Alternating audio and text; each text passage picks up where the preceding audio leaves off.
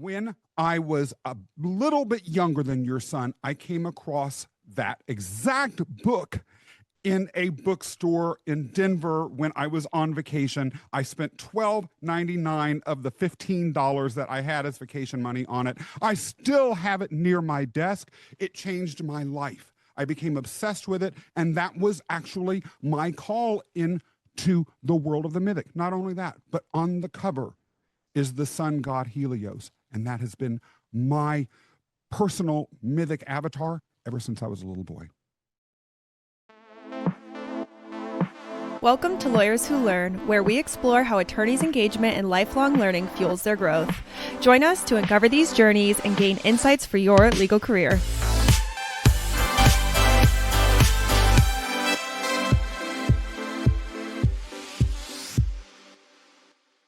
Scott Mason, welcome to Lawyers Who Learn.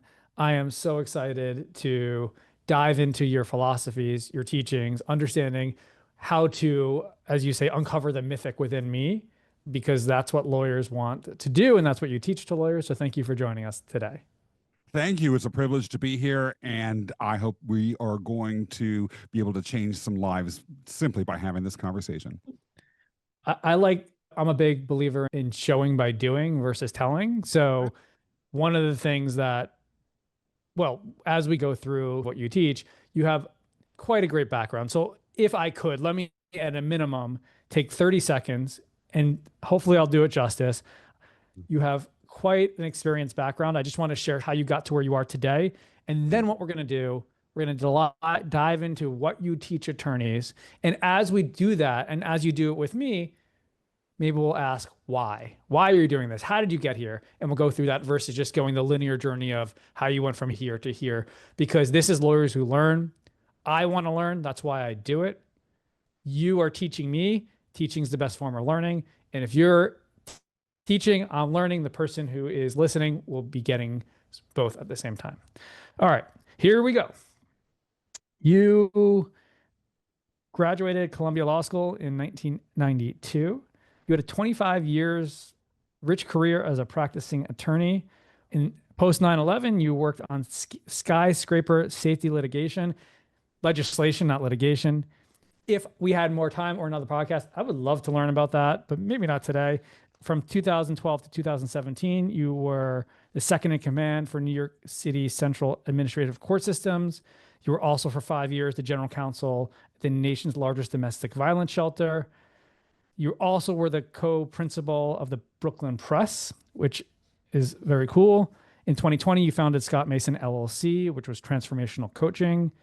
In 2023, you had a near-death illness and experience, which was a major life transformation. And in 2024, you launched Myths Leadership's Life Chillin' Out, and the Myth of the Slayer Cafe podcast. There's a lot more in there, stuff that I know because I watched your TEDx talks, I watched your background.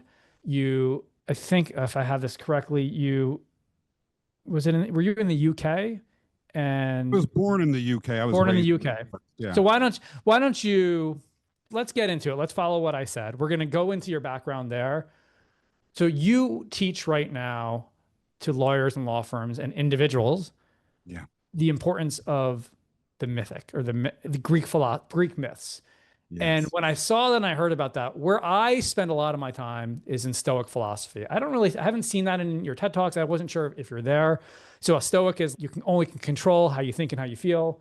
So tell us a little bit about, okay, today you're going to help me uncover the mythic within me. Why? Before we actually get into it, break it down for us. Let's start with what you mentioned about Stoic philosophy, as well as philosophy in general. The philosophical traditions that we have in the Western world, of course, have a number of different origin points, but a lot of them were actually steeped in, or at a minimum, had their seed basics in the philosophical underpinnings of the mythical realm that dominated ancient Greek thinking for thousands of years. Stoicism, of course, ultimately came out of that same tradition. It has its own history. It is a subject that could be discussed on a podcast forever and ever, and good for you for adopting that into your life. The mythic as a grounding for how we think about ourselves, what we choose to become, what we value in our lives, and as a place to explore our possibilities has been a lot more ignored. And I think that to some extent that's because the more formal philosophies displaced it. The earliest philosophers like Aristotle explicitly rejected it and went in reaction to it. Rejected what?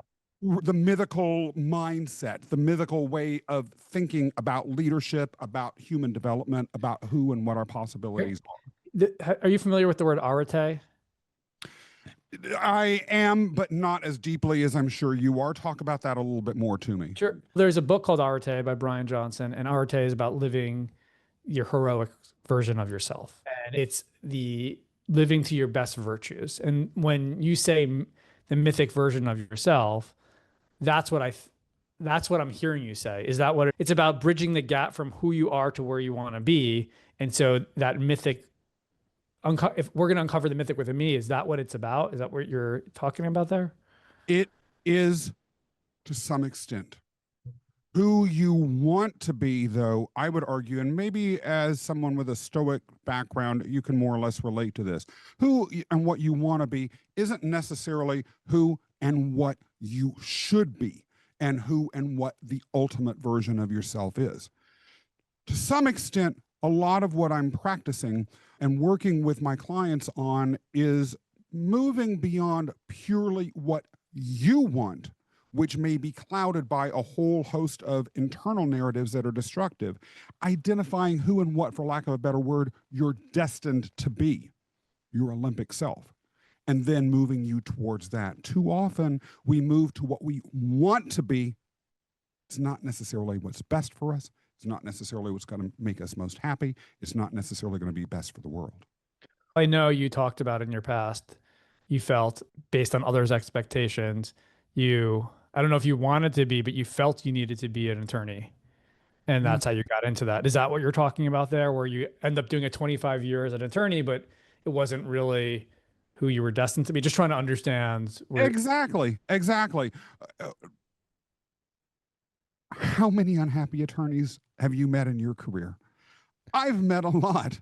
And what you're talking about is exactly as to what's really going on here. I might want this because of what I call toxic myths that have their whole origin in Greek myths, but they're not necessarily our true internal narrative. And as long as we are driven by the desires or the professional goals that are solely either connected by what we want for ourselves, as opposed to what we can bring out into the world, or these toxic narratives, we're never ultimately going to live out our best lives. Okay, I am bought in, right? And I am trying to, one of my favorite questions, actually, the last podcast I just did, I talked about, and it's not live yet, but it's, are my best days behind me or my best days in front of me? Of course, I believe my best days are in front of me, but I want to have a better vision. I'm trying to create a better vision of what that looks like over the next 20, 25 years. Can helping me uncover the mythic within me help me make that a reality? Is that what I'm trying to do today? And if so, let's get started. I want to see it. Absolutely. Uncovering the mythic within you, but understanding what we're talking about with regards to mythic is going to change your life and 100% bring your best days ahead of you. And it doesn't matter how old or young or where you are in your life, if you're committed to stepping into the mythic, I say being the myth, it will happen. And the first step is to begin to look at these 5 toxic myths I'm talking about and seeing to the extent to which they have applied to any of your professional or personal goals, or have driven the journey that you've begun to walk down as an attorney, or whatever else it is that you're doing. And when you say 5 toxic myths, the 5 things that I think that I've written down from watching your stuff is: 1, I don't have the actual names necessarily, but 1 is other expectations of you. 2, feeling stuck or locked in to where you're at in life. Number 3, I guess you call it the ritual, where you keep repeating outdated patterns. Number 4, you're trapped in a dark place, if I can read my own handwriting, and you can't get out of it. And number five, you're afraid of change because it will lead to some sort of doomsday, but change will doing that. So are those the five tops? When you say that, did I categorize that in the right way? Yeah, more or less. And I'll use the short terms for them so we don't have to go through the definition every time. The first is a tragic origin myth, which is right. The circumstances of your early life or birth have dictated both where you are at and your future. Number two, the social myth, which is exactly what you said before, when you are living your life based on the social expectations of others. Third, the ritual myth. You described it exactly. You're repeating ritualistically behaviors over and over that no longer serve you. For doomsday myth, exactly what you said before. You're concerned that the decisions that you make will ultimately take you into a place of personal or professional cataclysm. Number five, the underworld myth, which is more or less staying in a state of apathy and existential hopelessness. And I love that we just repeated this twice in two different ways, because somebody will probably need to hear it 7 times to really let it absorb and do that. So, okay. So we went over these 5 toxic myths, and you can go anywhere you want with me, ask any questions, or go through there. I'll be an open book. What do I do now with those for myself to find that mythic within me? If you're feeling like it's possible for you to be something more, if inside you have that call, and we'll assume for the purposes of this conversation that you do, to scale out your public presence, for instance, or to take Lawline somewhere else, let's begin to look at these 5 and see whether any of those are driving the internal narratives that you have that might be connected to why that isn't happening. With practically any lawyer, David, and that includes you as the founder of a highly successful organization like Lawline, there is the drive and the ability to be able to become a lot. And in my opinion, and my observation with my clients, almost everyone undersells the possibilities that they have for themselves. So even with someone as magnificently successful as you are, I would say, now, how are you not being ambitious? What's causing you not to take that ambition a level further? And let's look at these 5 toxic myths and see whether they correspond to narratives that you are telling yourself inside. What's interesting to me about this is, and maybe what we'll do, I'll answer questions and then we'll take a step out and observe what this philosophy is. There's really no new ways to help people figure out how to grow. There's just different frameworks to do that. Yeah. And I've never seen this framework before through the Greek myths. And the simpler the framework is, the easier it is for you to relate to it. So I love what you've done here. This assume is all original to you, correct? These names. 100%. And I think, so I just want to give you credit in that, because again, like I say, I see a lot of Ryan Holiday obviously is the person who's the #1 person on Stoics, and he's done a great job. It would be great to see you build out that same, and that's what you're doing. You're building out a 4-part series, I think. When are the books coming out for the Mythic Within You? Or the 2026. They're going to be lavishly illustrated. There are retellings of myths as leadership and personal growth allegory set in an alternate universe where the gods are real and people are flying around on hovercrafts and Mount Olympus is a spaceship. So yeah, the goal is to move beyond my own toxic myths and be able to scale out what I am here to do even further. And I want to tell you, just to build on that, my son, I have it in my phone, that's what I'm looking at now. He's in 7th grade, and last year in 6th grade, one part of their whole class was reading a book called Delors' Book of Greek Myths. Okay. You struck a nerve. We're homeboys forever now, and I'm your son's best friend. When I was a little bit younger than your son, I came across that exact book in a bookstore in Denver when I was on vacation. I spent $12.99 of the $15 that I had as vacation money on it. I still have it near my desk. It changed my life. I became obsessed with it. And that was actually my call into the world of the mythic. Not only that, but on the cover is the sun god Helios. And that has been my personal mythic avatar ever since I was a little boy. I just got chills when you said that. So that's really cool. And I'm now going to relook at that book because you did it for your own personal growth. He had to do it for school. So it became, right, when you have to do something for school, you're just like, oh, it's a drudgery. But it was really cool because we actually helped him with the assignments. And I was just thinking, wow, I'm like, wow, what a cool way to learn and dive into these different things. And he knew so much of it when we went through it. So awesome to hear that connection. And I will bring that up to him and share that with my wife as well. All right. Now, and I don't expect, I know you work with clients over probably a long period, and I don't expect any miracles in a half-hour conversation. But for sure, to answer your question, yes, I have high expectations of what I expect from my platform and my books and my reach. And I don't even think I'm anywhere close to where they should be. And like you, and I know you've talked about it before, yes, I have a lot of successes, but I have my ups and downs and my doubts, just like anyone else, because when you get out of your comfort zone, that's part of it. And I know, and I've realized a long time ago, there is no magic button I can hit to accelerate to where I am, but I would love to better understand. I would love to be able to, like, at a minimum, say, this is the mythic hero or god that I am, like you can for, you said it was Ophelia. What's the name? Helios, the sun. Helios. The Helios. Okay, that makes sense.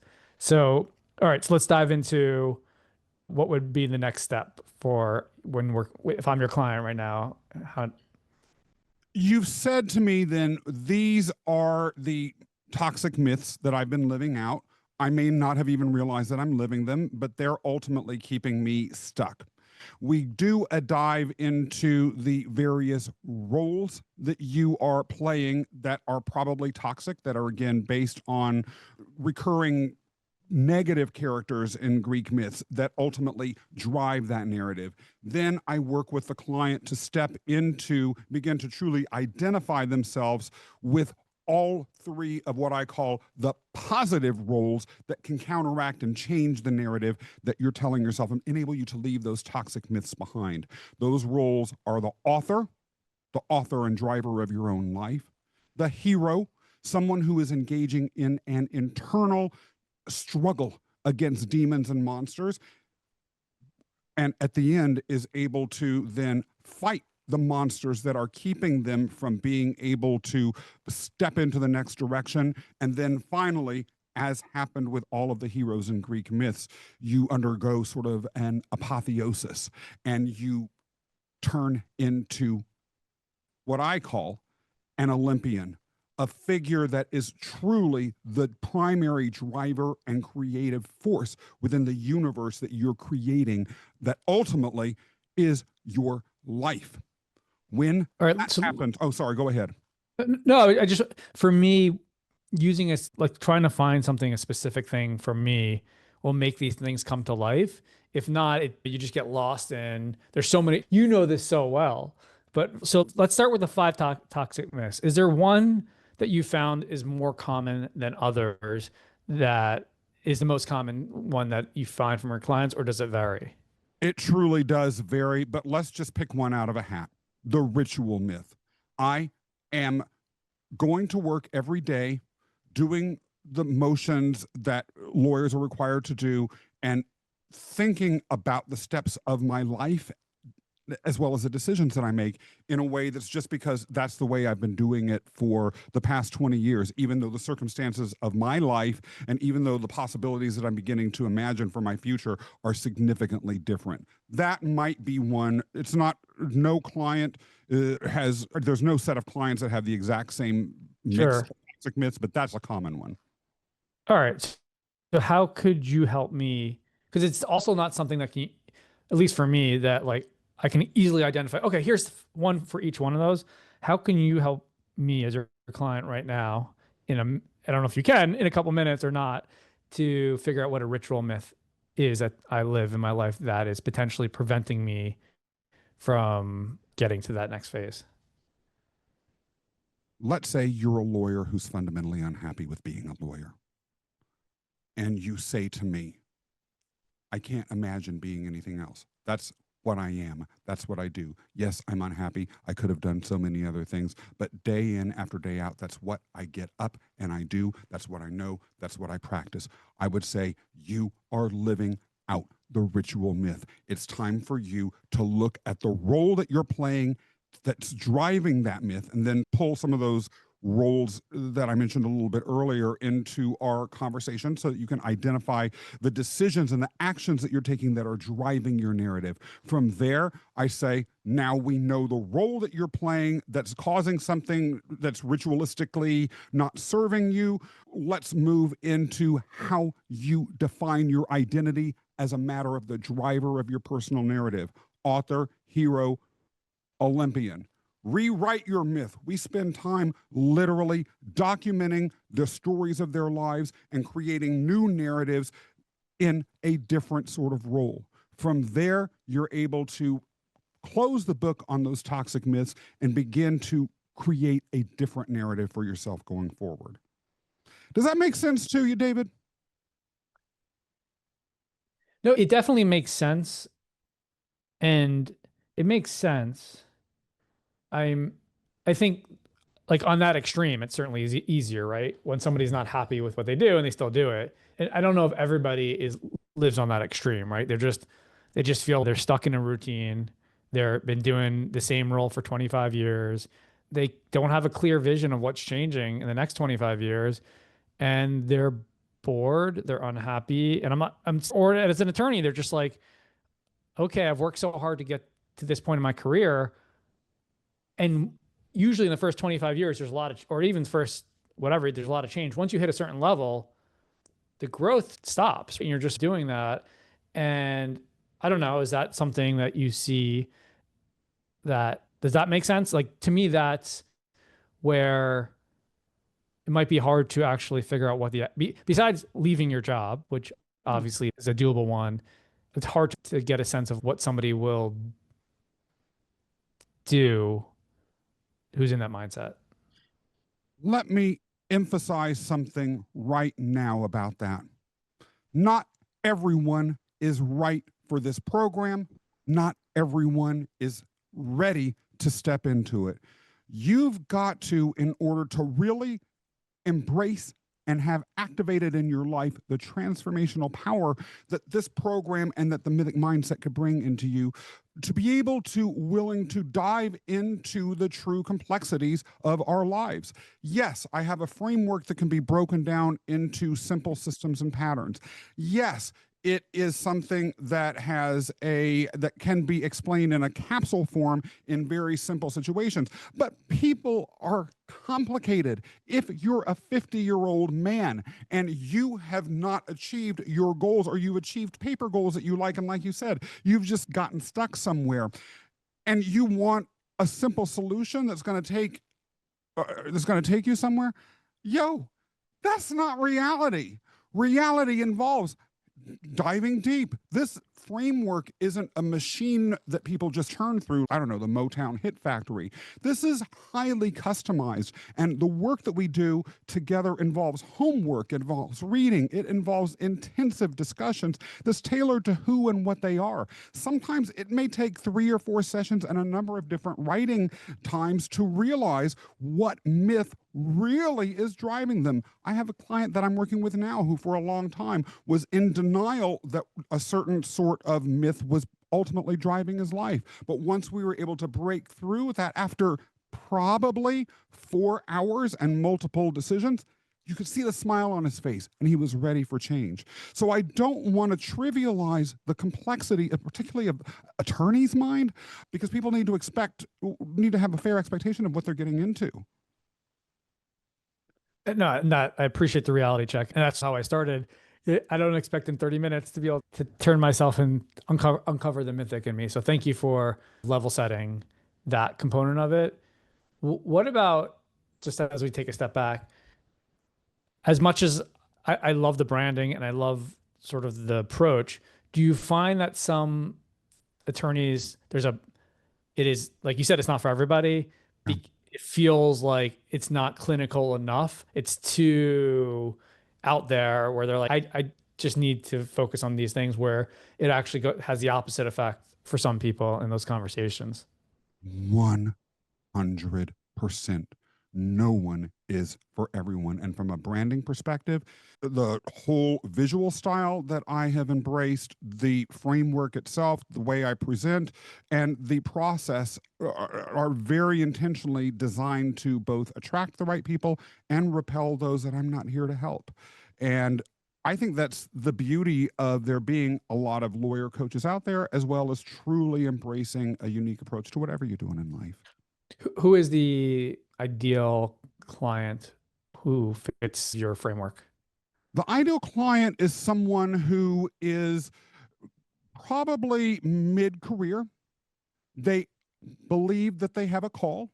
They're almost certain that call involves some sort of service or creative impact on the world, or they believe that call has them in a place where they are escalating, elevating the impact within their organization. But again, they don't know exactly what's stopping them. It's like I'm caught in mist. I don't know where this mist came from. It's slowing me down. I can't figure out how. Can you help me?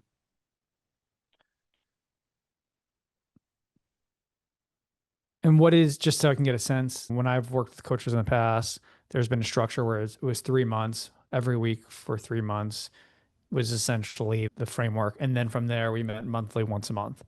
Do you have a time period where this is from the beginning, and if things go on track by the end of 3 months, we will uncover the mythic within you, and you will be able to take that from there and work with me once a month, or not at all? 20 sessions, usually every other week. Sometimes I'll give bonus sessions if it's necessary. And sometimes if the work is still ongoing at the end of that 20 sessions, we'll see what can happen afterwards. Like I have clients I've been working with for 5 years. Got it. Go through the program and they're good to go.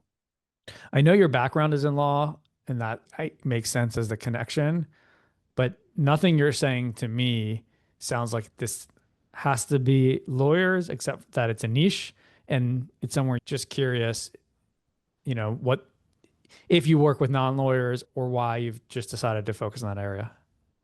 I do work with non-lawyers. Interestingly enough, a lot of the people that come to me are interested in working with me because I work with lawyers. I get things like, wait a minute, what about me? Do you work with non-lawyers? I do. But as a lawyer who has been through everything that other attorneys have been through, I understand it. And realistically, a lot of lawyers, for good reason, feel like it would take another lawyer to understand some of the pressures that they're under, or some of the challenges that they may have had that lead them to be in the place they are in life, and just some random coach may or may not be the right person for them. I can totally empathize because, as you just pointed out, I've been there. You also do a lot of speaking, correct? I do. Yeah. What do you get the most energy? Like for me, I love speaking in public. I love coaching, but speaking, it has a special place in my heart for many different reasons, because of the teaching is the best form of learning, being in front of a group of people. You did 2 TEDx talks. Where are you at your most heroic or mythic? I would say speaking itself. I love getting up on a stage. At the end of the day, how I view the mythic within me is as the vessel of a message that can change people's lives. And so when I am standing up on that stage, I'm literally looking out at that audience and saying, what can I do to make sure that every single person in this audience has an immersive experience that can enable them to leave beginning a transformational process? How can I make sure that all of the energy, love that I have for them is presented on that stage, that they're connecting with it? And when that happens, to me, there's nothing like it, because I'm fulfilling, exactly as you said, my own Olympic mission. I love that, and I agree with that completely. My mission is very general but similar: to inspire and empower people to live their life to their fullest. That's how I live my life to my fullest, and that's why I talk to people like you to help you uncover that for broader audiences. So I feel like I'm failing at what I attempted in the beginning because I don't think we've done any kind of coaching with me to give an example. Is that even possible? Is there any questions or line of questioning that you think would be helpful? And if not, we can just move on from it. That would be of value for others to listen to you in any part of your coaching process to do right now for a few minutes. And if not, I didn't give you any warning ahead of time. We can move past it, but I just wanted to hold myself accountable to what I said in the beginning of the interview, at least. I hold myself accountable, actually, and that goes as to the one thing that I would say to anyone that wants to listen. Part of what I believe anyone who wants to have a life that maximizes their true potential and is fulfilling, full of joy at the same time, is to take radical accountability for it. What is the process of identifying your toxic myths, roles that support those, and then stepping into a positive role as an author, a hero, or Olympian, all about radical self-accountability. Radical self-accountability means that in this conversation today, it might not have gone the way we wanted to, but that's on me. If you are able and willing to say, I'm radically accountable for everything that I do, then you are taking on the sort of creative onus of an Olympian god who was responsible for the creation, the management, and the narrative drive of the future in Greek myths. It was the gods. We each have that within us, David. That's what I would say to anyone listening. The book that it reminds me of is Success Principles by Jack Canfield. Principle number 1 is take 100% responsibility for your life. And so that's what it is. So I'll move on from that approach. And I appreciate that. How many mythics gods are there that could be with? Like, I don't know enough about Greek literature. Is there 100 that I could choose from? Is there 10? Is there 1? What are my options? So there is a point, to be clear, there is a point in the program in which I ask people to identify a character from classical mythology that they identify with. And as the program proceeds, practically every client begins to get some interest, even if they didn't have it initially, in these stories and some of these characters. And I may have an idea or two that I suggest that they begin to look at. Sometimes that can lead them down rabbit holes. There are literally thousands, but one of the beautiful things about this program is that inevitably, even those that say, I'll never find one or I can't pick one out of this, inevitably, one day they wake up and they know who and what that character is. And I think it's important for them to discover that for themselves. Sometimes there's been a case in which it's a character I've never heard of in my life, but it was perfect. Yeah. When you look to Greek mythology or other areas, who are your heroes? Who do you look up to, or authors that you've read, or I don't know, who are those who give you the energy and inspiration in your life?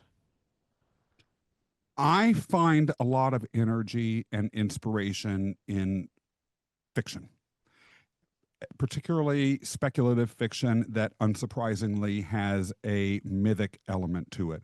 My favorite writer ever, and the person who's given me the most inspiration in my life, is the legendary sci-fi fantasy writer Gene Wolfe, whose books literally do bring through a speculative fiction lens profound meanings about identity, self, possibility, change, and the role of love out into a place that I find easy to understand, easy to take in as a matter of metaphor, and applicable to life.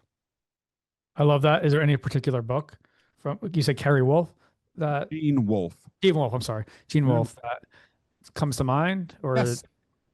The Book of the New Sun. It is a 4-part classic.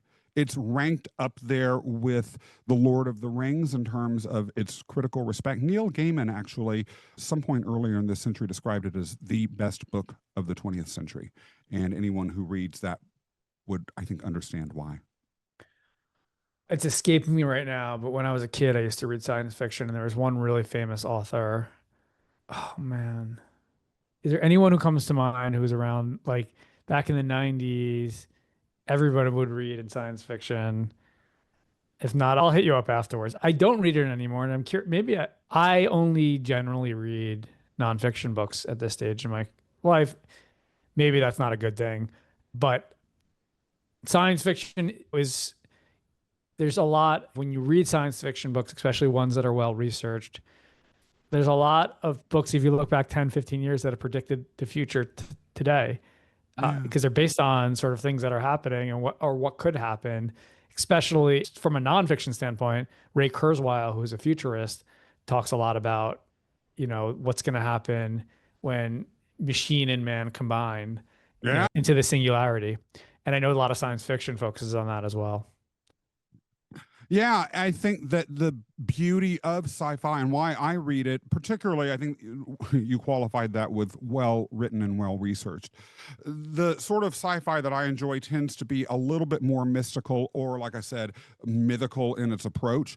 And it is, look, for a book to have meaning on some level or another, it's speaking to fundamental human conditions, fundamental changes that can occur in a human being. The Lord of the Rings is a great example about that, how people can unite to be able to fight something that's destructive. What really makes someone a hero, not the least of which is resisting temptation to become the worst version of yourself. So all of these things, whether it's predicting technological future or looking from a mythical or a distanced imaginary lens into who and what we can be. Gene Wolfe, this author that I just said, has a quote. I'm not going to state it as articulately as he can, but it is that within all of the best lies, truth. And by lies, he was talking about fiction. Fiction resonates with us only insofar, unless you're just looking at it for entertainment value, only insofar as it is carrying a deep truth. For sure. And you can relate it to that as well. Just out of curiosity, is there a nonfiction book that you've read recently or that you've read in your life that has had an impact on you as well in what you do? I'm blanking on the name of the author right now, but the book was Being Wrong, and it's a lengthy, you probably have read it. It's about I haven't.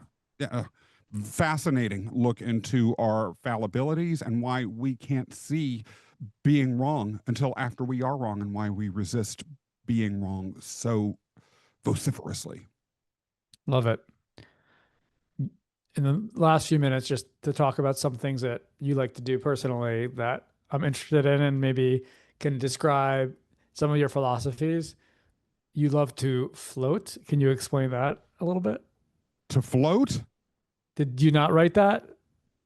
If I did, I don't remember what I was talking about. Hold on.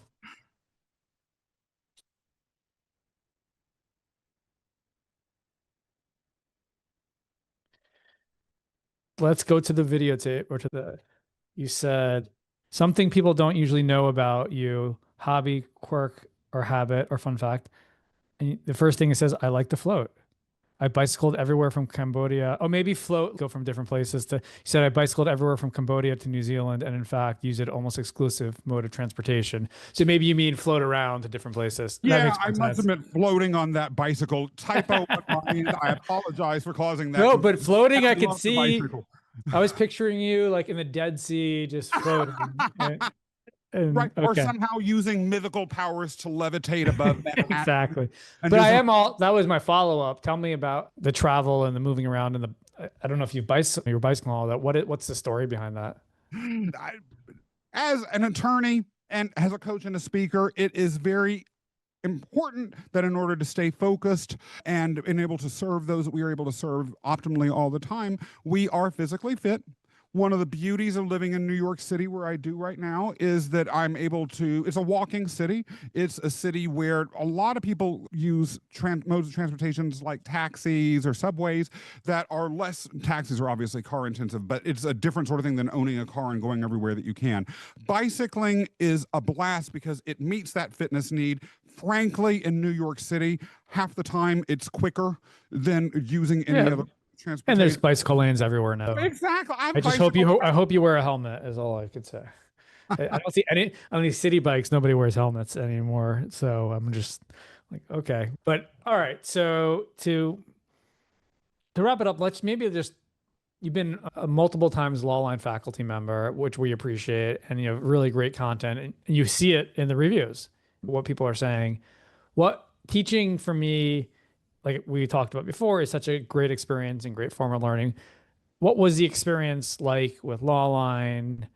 How, I don't know. I'm not looking to do like a review on what it was like to work in Lawline, but I'm just curious how that has impacted you, if at all, and always looking for areas that, we can have a better impact with our faculty. First of all, the process of course development, of ideation, of refinement, and the general communications that you all have is spectacular. And so when it comes to actually being a faculty member, it's a genuine pleasure. You all make it as seamless and easy as possible. The process of recording the episodes and what you all do with them afterwards is also seamless, easy, and deeply pleasurable. I think part of why I treasure Lawline so much is the fact that you make those reviews public. We need to be able to see what people are saying, and the world needs to see it. A lot of the CLE programs that I've seen don't put up public reviews. They don't aggregate the 1 to 5 star ratings that the viewers bring into the room. That's not necessarily fair to those that are looking for quality material. You all do that, and you all do it extraordinarily well. I'm a huge Lawline fan, and if there's something that I could gripe about, I don't know what it would be. I think you all are doing things about as well as they can be done. That's why I want to come back to you multiple times in the future and keep being a part of your family. I truly appreciate that, and I will make sure those on our team, maybe I'll even clip this and put it out there, that because they work so hard to make that seamless. I will tell you something you might not know. Every day, the entire company gets an email that has all the course comments from the day before, because that's how important they are to us to see what's working, what's not working. And of course, those who are in the team review them much deeper than maybe a web developer. But we want people to see who work at Lawline that it's not just about mandatory CLE. It's not just about getting credit. There are impactful content and courses that go beyond that. And reading these reviews is why they do this beyond just, oh, I'm doing mandatory CLE. So I appreciate that. And that's why we put them out there. And we're always looking to improve and grow. We're always changing. We're always trying not to get caught in the trap of this is how we did it yesterday. Sometimes it works, sometimes it doesn't. What's happening with AI and education is certainly going to be interesting. We're trying to figure out how to evolve that more in our company to make education more seamless and easier. So we'll keep adapting as much as we can. Maybe you should work with corporations and firms as a whole too. What they do, it's almost like the Simon Sinek why philosophy. Yeah. I don't know. I've really enjoyed talking to you, Scott. I'm glad that we had a chance to dive a little bit deeper. And I will keep thinking about what mythic Greek god I am and what that looks like. And maybe I will look at my son's book again and see how that can relate to me. And I'm so glad we found that connection here today. So thank you for joining me. Thank you. It was great.